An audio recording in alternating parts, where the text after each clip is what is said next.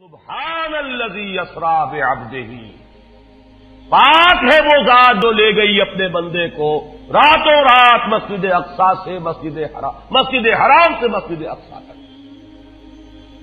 اگر یہ بات کسی انسان کی طرف منسوب ہوتی تو بات اور تھی، اگر یہ فعل حضور کی طرف منسوب ہوتا کہ حضور گئے تو بات اور تھی کہ میں آیا نہیں لایا گیا ہوں، حضور گئے نہیں لے جائے گئے ہیں، اور لے جانے والے وہ ذات ہے سبحان الذی اسری، وہ پاک ہے ہر عیب سے، ہر نقص سے، ہر ذوق سے، ہر کوتاہی سے، وہ منزہ ہے، اعلیٰ ہے، عرفہ ہے، بالا تر ہے، لہذا اس کی قدرت سے یہ ہرگز بعید نہیں کہ وہ اپنے بندے کو راتوں رات مسجد حرام سے مسجد اقصی اور پھر مسجد اقصی سے سدرۃ المنتہا تک لے جائے اور واپس لے آئے اور پھر مسجد حرام میں پہنچا دے۔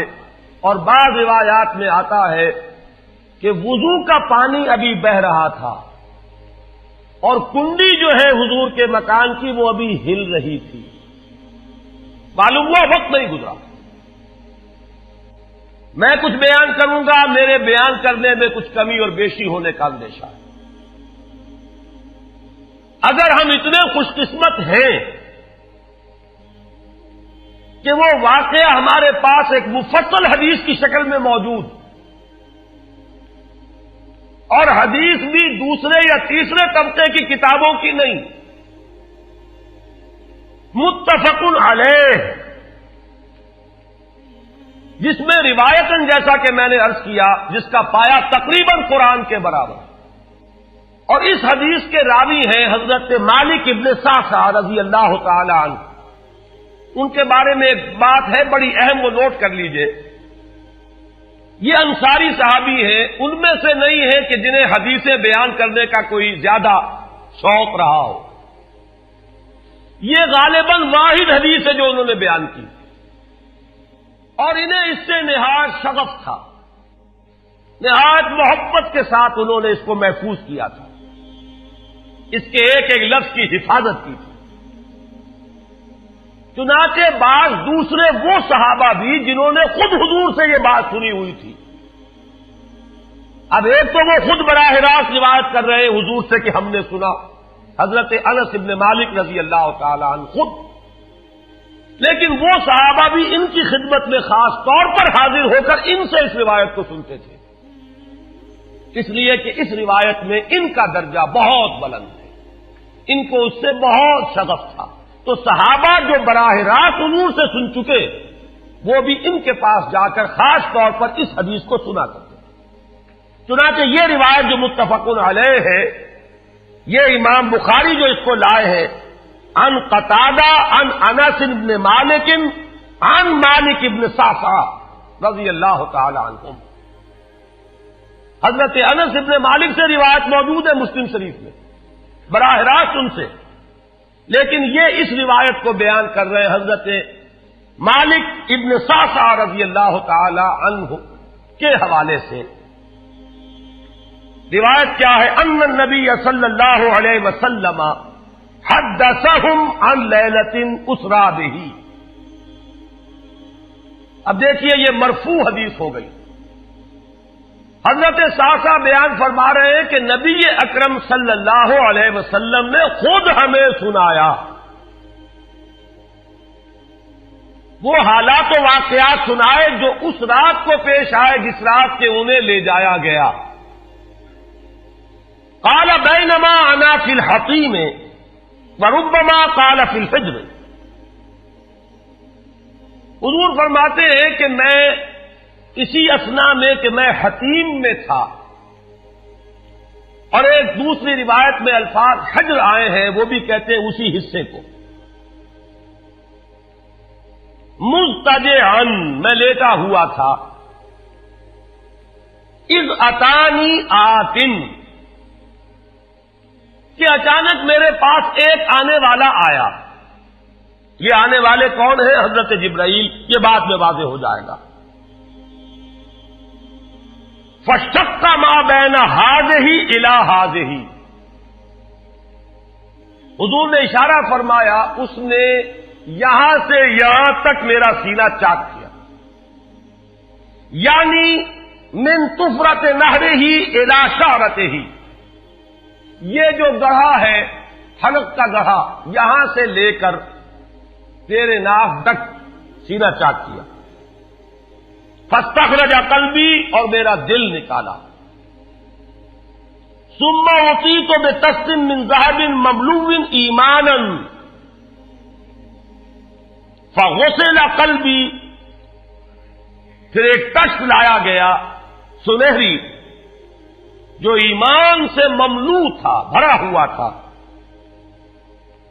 تو پھر اس کے ذریعے سے میرے اس قلب کو، سینے کو دھویا گیا، ثم غسل ثم اعید، وفی روایت اس کے بعد اس کو لوٹا دیا گیا اور پھر وہ زخم بھی سی دیا گیا۔ ایک روایت میں آتا ہے ثم غسل البطن بماء زمزم ثم ملئ ایمانا وحکمتا، اسی طریقے سے پورے پیٹ کو بھی صاف کیا گیا مائے زمزم سے، اور اس میں بھی ایمان اور حکمت بھر دیے گئے۔ ثم اعطیت بدابۃ، پھر میرے پاس ایک چوپایا لایا گیا، دون البغل فوق الحمار، جو بغل یعنی خچر سے تو کچھ چھوٹا تھا، اور حمار یعنی گدھے سے کچھ بڑا تھا۔ اب یہ جو سفید تھا، یقال لہ البراق، جس کا نام براق ہے، وَيَدَعُ خَطْوَهُ عِنْدَ أَقْصَى طَرْفِهِ، اور اس کا ہر قدم اس کی حد نگاہ پر جا کر پڑتا تھا۔ فَعِلْتُ عَلَيْهِ، میں اس پر سوار ہوا، فَانْطَلَقَ بِي جِبْرَائِیل، اب یہاں نام آ گیا، وہ آنے والے کون تھے؟ پھر چلے میرے ساتھ حضرت جبرائیل، حتی اتی السماء الدنیا، یہاں تک کہ وہ آسمان دنیا تک پہنچ گئے، جو پہلا آسمان۔ اب یہاں دیکھیے وہ روایت میں جو زمینی سفر کا درمیانی حصہ ہے وہ رہ گیا، دوسری روایات سے ہم اس کو جوڑ کر جمع کریں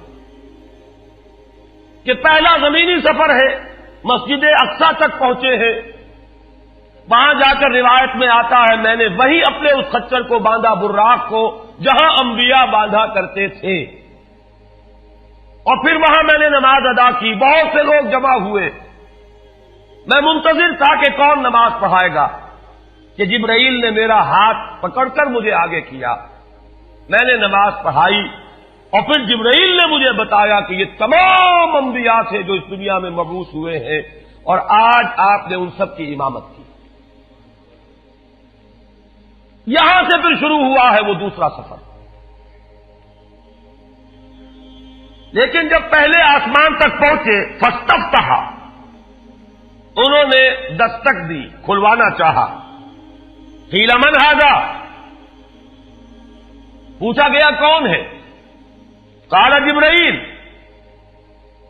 انہوں نے جواب دیا جبرائیل۔ قیل ومن معک، پوچھا گیا کہ آپ کے ساتھ کون ہے؟ دیکھیے یہاں ذہن میں رکھیے گا، اس امکان کو کوئی شخص مسترد نہیں کر سکتا کہ ان ملائکہ کے علم میں ہو، لیکن پھر بھی پوچھ رہے ہیں، قانون قانون ہے، دروازے پر دستک دینی ہوگی، آئیڈینٹی ڈسکلوز کرنی ہوگی، چاہے علم میں ہو۔ جج جو ہے وہ اپنے علم کی بنیاد پر فیصلہ کبھی نہیں دے گا، وہ تو مقدمے کی سماعت ہوگی، شہادتوں کی بنیاد پر فیصلہ ہوگا۔ ذاتی علم کی بنیاد پر کرنا ہے تو وہ خود کسی اور عدالت میں اس مقدمے کو منتقل کرے اور وہاں گواہ کی حیثیت سے پیش ہو، تو قانون قانون ہے۔ پوچھا گیا آپ کے ساتھ کون ہے؟ قال محمد صلی اللہ علیہ وسلم۔ قیل وقد ارسل الیہ، پوچھا گیا کیا انہیں بلایا گیا ہے؟ قال نعم، انہوں نے فرمایا ہاں۔ قیل مرحبا بہ فنعم المجیء، جا ففتح فلما خلصت، اس کے بعد کہا گیا مرحبا ان کے لیے، تہنیت ہے، مبارکباد ہے، خوش آمدید ہے، کیا ہی اچھے ہیں وہ جو لائے گئے ہیں۔ پھر وہ سمائے دنیا جو ہے اس کا دروازہ کھولا گیا، میں اس میں داخل ہوا، فیضا فیہا آدم، میں نے دیکھا وہاں حضرت آدم تشریف فرما ہے۔ فقال ھذا ابوک، جبرائیل نے کہا یہ آپ کے جد امجد ہیں، فسلم علیہ، ان کو سلام کیجئے، فسلمت علیہ، میں نے انہیں سلام کہا، فرد السلام، انہوں نے سلام کا جواب دیا، ثم قال مرحبا بالابن الصالح والنبی الصالح، خوش آمدید ہے، مرحبا ہے صالح بیٹے اور صالح نبی پر۔ ثم صعد بی، پھر مجھے اور اٹھایا گیا، حتی اتى السماء الثانیۃ، یہاں تک کہ جبرائیل پہنچ گئے دوسرے آسمان تک۔ فاستفتح، پھر وہی سوال و جواب ہے، میں اب ترجمہ نہیں کروں گا۔ قیل من ھذا قال جبرائیل، قیل ومن معک قال محمد، قیل وقد ارسل الیہ قال نعم، قیل مرحبا بہ فنعم المجیء جاء ففتح فلما خلصت، جب یہ سارا اس کارروائی کے بعد داخل ہوئے ہیں دوسرے آسمان پر، فاذا یحییٰ وعیسیٰ وہما ابنا خالۃ، وہاں میں نے دیکھا کہ یحییٰ اور عیسیٰ ہیں اور یہ خالہ زاد بھائی ہیں۔ قال ھذا یحییٰ وھذا عیسیٰ فسلم علیہما، فسلمت فردا، ثم قال مرحبا بالاخ الصالح والنبی الصالح، انہوں نے بھی کہا خوش آمدید اور مرحبا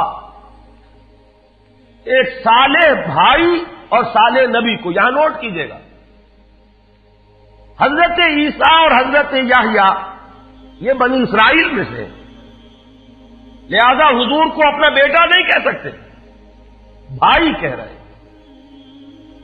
آدم جد امجد ہیں، انہوں نے بیٹا کہا ہے، مرحبا بابن الصالح والنبی الصالح، وہ نبی تو ہے، سب کہیں گے نبی، لیکن کوئی بھائی کہے گا، کوئی بیٹا کہے گا، ابراہیم بیٹا کہیں گے، موسیٰ وہ بھائی کہیں گے، جن کی نسل سے آپ نہیں ہیں، وہ جو براہ راست نسل چلی آ رہی ہے اس میں جو ذکر کرے گا وہ بیٹے کے لفظ سے کرے گا۔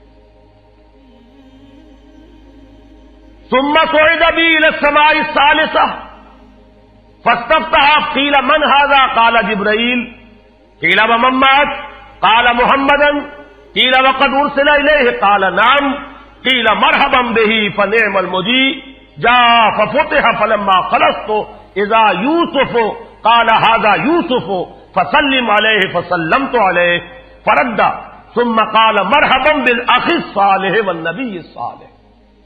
اب مجھے ترجمے کی ضرورت نہیں ہے، ایک مرتبہ بات آپ نے سمجھ لی، اب تیزی کے ساتھ میں اس حدیث کو پڑھ دینا چاہتا ہوں۔ ثم صعد بی، پھر مجھے اور بلندی پر لے جایا گیا، حتی اتى السماء الرابعۃ فاستفتح، قیل من ھذا قال جبرائیل، قیل ومن معک قال محمد، قیل وقد ارسل الیہ قال نعم، قیل مرحبا بہ فنعم المجیء جاء ففتح فلما خلصت فاذا ادریس فقال ھذا ادریس فسلم علیہ، فسلمت علیہ، فرد ثم قال مرحبا بالاخ الصالح والنبی الصالح۔ یہاں ملاقات ہوئی حضرت ادریس علیہ الصلوۃ والسلام سے۔ ثم صعد بی حتی اتى السماء الخامسۃ فاستفتح، قیل من ھذا قال جبرائیل، قیل ومن معک قال محمد، قیل وقد ارسل الیہ قال نعم، قیل مرحبا بہ فنعم المجیء جاء ففتح فلما خلصت فاذا ہارون قال ھذا ہارون فسلم علیہ، فسلمت علیہ، فرد ثم قال مرحبا بالاخ الصالح والنبی الصالح۔ ثم صعد بی حتی اتى السماء السادسۃ فاستفتح، قیل من ھذا قال جبرائیل، قیل ومن معک قال محمد، قیل وقد ارسل الیہ قال نعم، قیل مرحبا بہ فنعم المجیء جاء ففتح فلما خلصت فاذا موسیٰ قال ھذا موسیٰ فسلم علیہ، فسلمت علیہ، فرد ثم قال مرحبا بالاخ الصالح والنبی الصالح۔ چھٹے آسمان پر یہ حضرت موسیٰ سے ملاقات ہوئی. فلما جاوزت تو بکا، جب میں آگے بڑھا تو حضرت موسیٰ روئے. قیل ما یبکیک، ان سے پوچھا گیا کہ آپ کو کیا چیز رلا رہی ہے؟ قال ابکی لأن غلاما بعث بعدی، کہ مجھے اس بات پر رونا آ رہا ہے یہ نوجوان محمد صلی اللہ علیہ وسلم، یہ میرے بہت بعد ان کی بعثت ہوئی ہے. يدخل الجنت من امتہ اکثر ممن يدخلها من امتی، میرے بہت بعد آنے کے باوجود ان کی امت میں سے جنت میں داخل ہونے والوں کی تعداد میری امت کے مقابلے میں بہت زیادہ ہوگی. بہرحال اپنی امت کا خیال تو ہے، وہ شفقت جو نبی اور رسول کو اپنی امت پر ہونی چاہیے وہ ہے بتمام و کمال.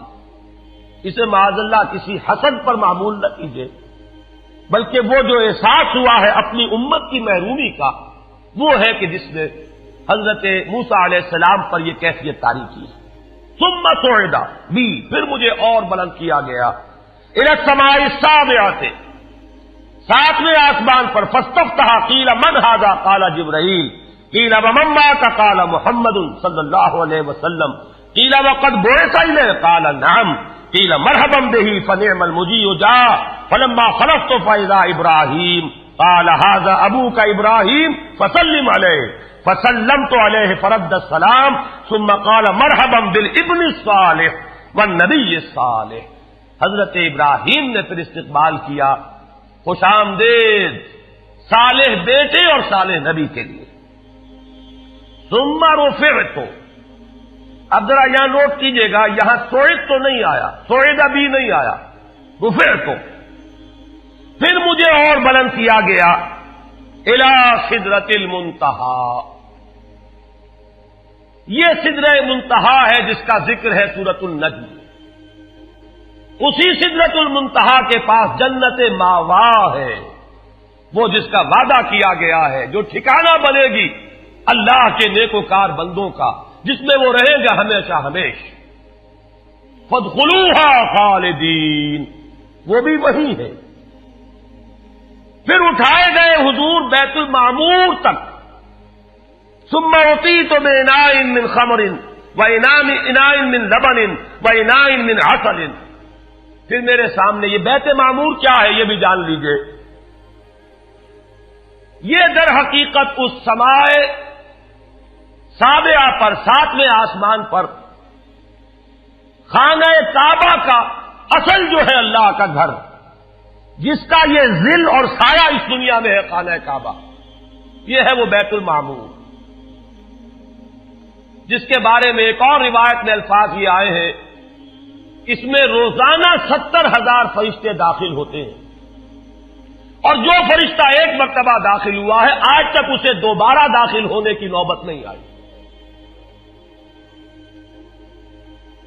اسی طریقے سے وہ فرشتے ہیں جو طواف کرتے ہیں خانہ کعبہ کا.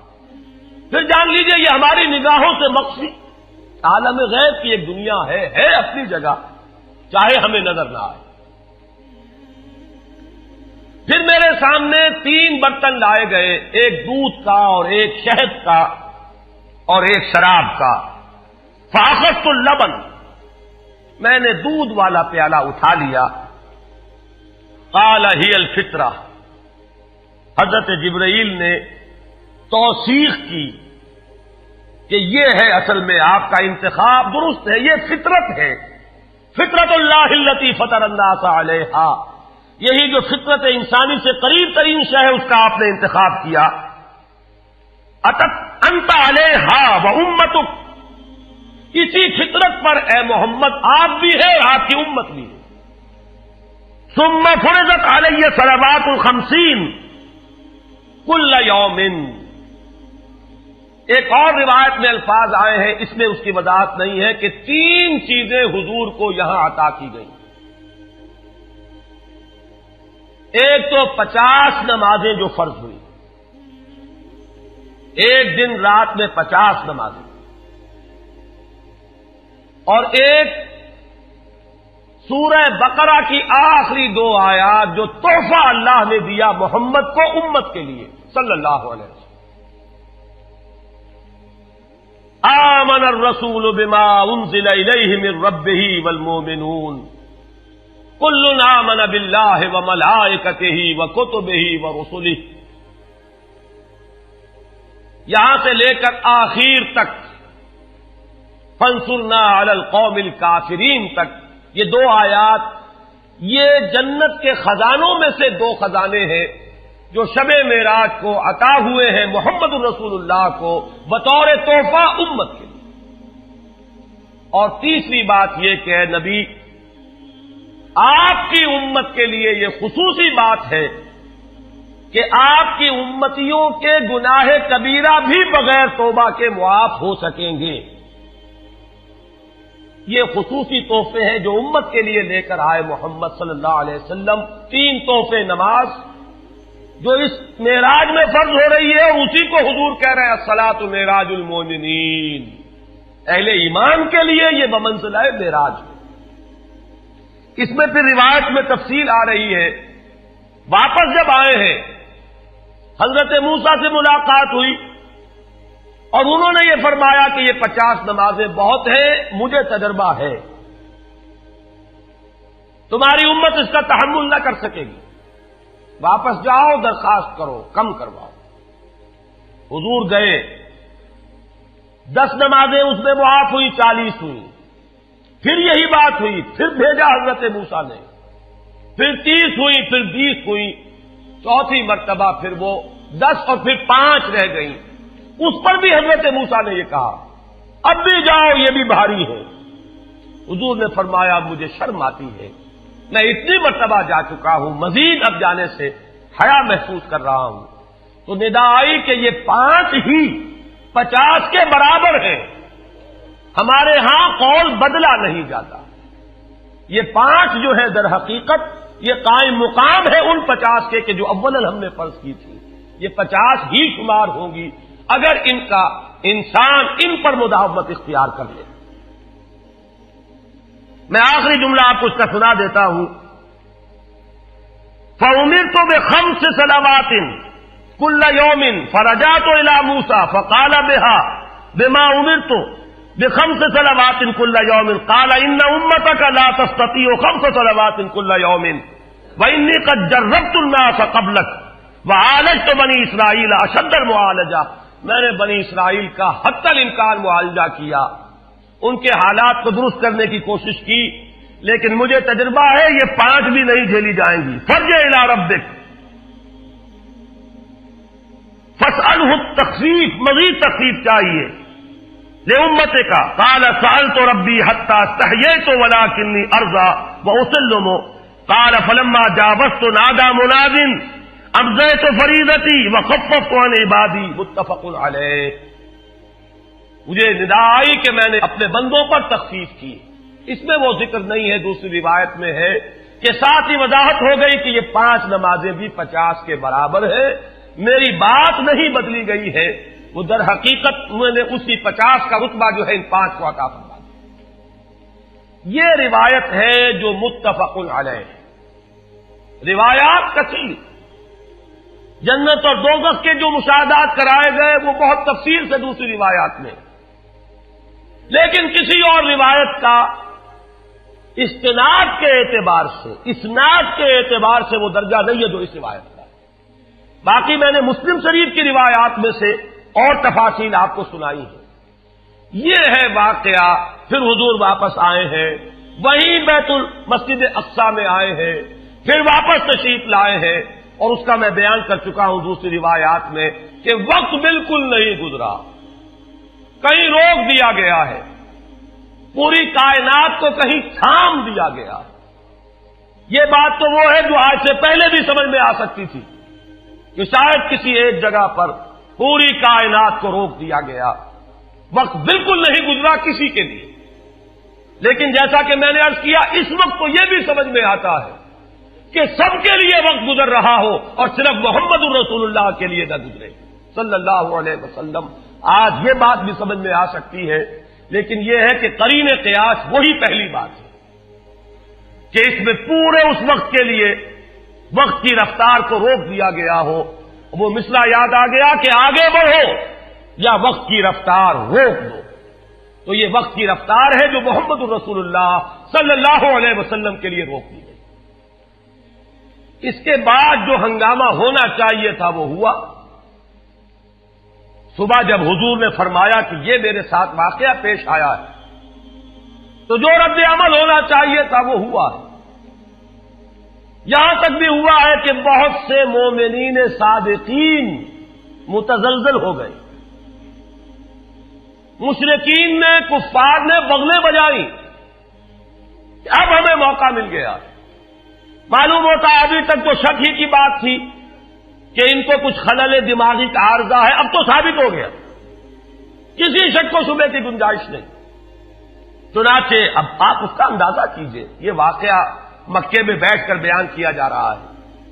امتحان لیے گئے ہیں. اچھا اگر گئے تھے تو بتاؤ مسجد اقصی کے ستون کتنے ہیں, وہاں کی کھڑکیاں کیسی ہیں. حضور فرماتے ہیں, ایک حدیث موجود ہے کہ میں گھبرا گیا, اس لیے کہ کس کو یاد رہتا ہے. مسجد اقصی میں جا کر حضور ستون تو نہیں گن رہے تھے, لیکن یہ کہ جب پوچھا جا رہا ہے تو مجمع میں تو ہو سکتا ہے کہ تالی پٹ جائے کہ اچانک اللہ تعالی نے میرے سامنے مسجد اقصی کو کر دیا. اب میں دیکھ کر بتا رہا ہوں اور لوگ دنگ ہو رہے ہیں. اب دیکھیے وہ مشاہدہ جو میں نے عرض کیا تھا, مشاہدات بے شمار ہیں. جنت سامنے لے آئی جاتی ہے اور آگ سامنے لے آئی جاتی ہے, جہنم سامنے لے آئی جاتی ہے, مسجد اقصی سامنے لے آئی گئی ہے, جن میں سے ہر سوال کا جواب حضور نے مشاہدے سے دیا ہے. اسی ضمن میں وہ واقعہ آتا ہے کہ حضرت ابو بکر کے پاس گئے لوگ دوڑے دوڑے. وہ یہ سمجھتے تھے کہ اگر یہ پالا ہم مار لیں تو پھر ہماری جیت ہے. ابو بکر کو اگر ہم متزلزل کر دیں تو پھر گویا کہ ہمارے لیے کوئی اور پرابلم نہ رہے گا. روایت میں آتا ہے حضرت ابو بکر نے بھی سن کر ایک دفعہ جھرجھری لی ہے, لیکن صرف ایک سوال کیا, کیا واقعی وہ یہ فرما رہے ہیں؟ لوگوں نے خوش ہو کر کہا, تالیاں بجائے, ہاں ہاں کہہ رہے ہیں, چلو ہم لے چلتے ہیں. انہوں نے سمجھا کہ ہمارا وار جو ہے کارگر ہوا ہے, واقعی کو تزلزل ہے. لیکن اگلا جواب ابو بکر کا یہ تھا, اگر وہ کہہ رہے ہیں تو 100% درست کہہ رہے ہیں. میں روزانہ یہ مانتا ہوں کہ فرشتہ آسمان سے ان کے پاس آتا ہے, تو اگر ایک مرتبہ انہیں آسمان پر لے جایا گیا تو یہ کون سی بعید ہے. یہ ہے وہ دن کہ جس کے بعد صدیق اکبر شمار ہوئے ہیں ابو بکر صدیق.